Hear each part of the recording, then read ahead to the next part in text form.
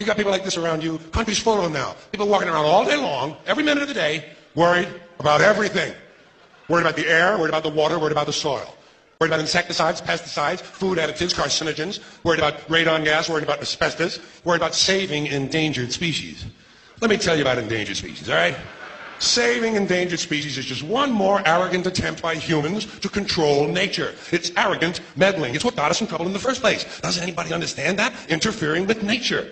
Over 90%, way over 90% of all the species that have ever lived on this planet, are gone. They're extinct. We didn't kill them all. They just disappeared.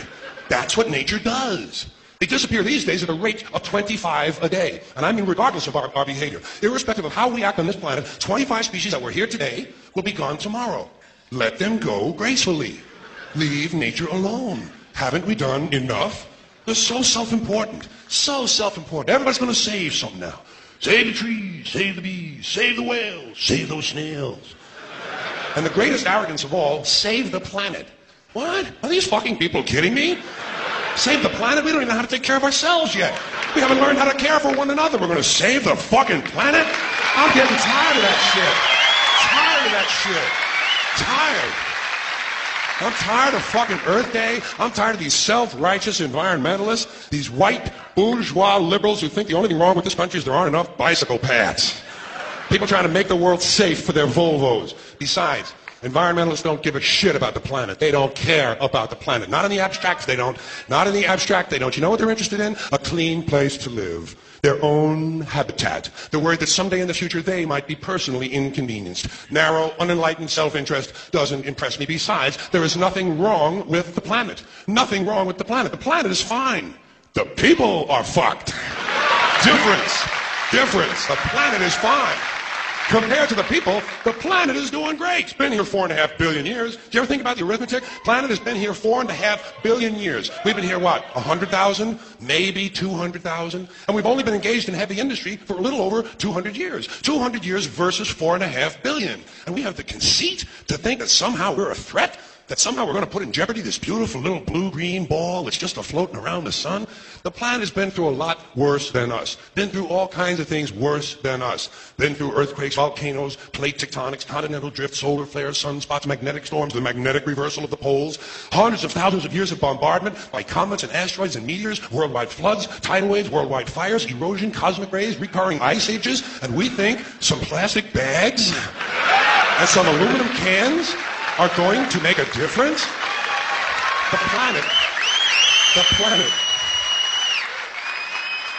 planet isn't going anywhere. We are. We're going away. Pack your shit, folks. We're going away. And we won't leave much of a trace either. Thank God for that. Maybe a little styrofoam. Maybe. Little styrofoam. Planet will be here and we'll be long gone. Just another failed mutation. Just another closed-end biological mistake. An evolutionary cul-de-sac. The planet will shake us off like a bad case of fleas. A surface nuisance. You want to know how the planet's doing? Ask those people at Pompeii who are frozen into position from volcanic ash how the planet's doing. Want to know if the planet's all right? Ask those people in Mexico City or Armenia or 100 other places buried under thousands of tons of earthquake rubble if they feel like a threat to the planet this week. How about those people in Kilauea, Hawaii who built their homes right next to an active volcano and then wonder why they have lava in the living room? The planet will be here for a long, long, long time after we're gone, and it will heal itself, it will cleanse itself, because that's what it does. It's a self-correcting system. The air and the water will recover, the earth will be renewed, and if it's true that plastic is not degradable, well, the planet will simply incorporate plastic into a new paradigm, the earth plus plastic. The earth doesn't share our prejudice towards plastic. Plastic came out of the earth. The earth probably sees plastic as just another one of its children. Could be the only reason the earth allowed us to be spawned from it in the first place. It wanted plastic for itself. Didn't know how to make it. Needed us. Could be the answer to our age-old philosophical question, why are we here? Plastic. Assholes.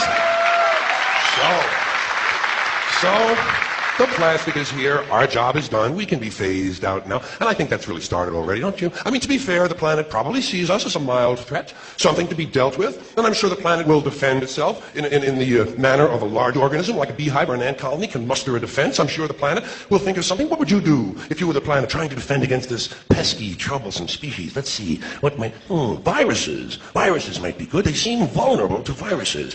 And viruses are tricky, always mutating and forming new strains whenever a vaccine is developed. Perhaps this first virus could be one that compromises the immune system of these creatures. Perhaps a human immunodeficiency virus, making them vulnerable to all sorts of other diseases and infections that might come along. And maybe it could be spread sexually, making them a little reluctant to engage in the act of reproduction. Well, that's a poetic note. And it's a start.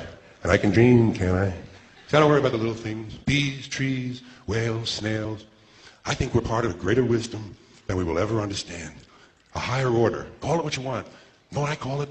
The big electron. The big electron. Whoa. Whoa.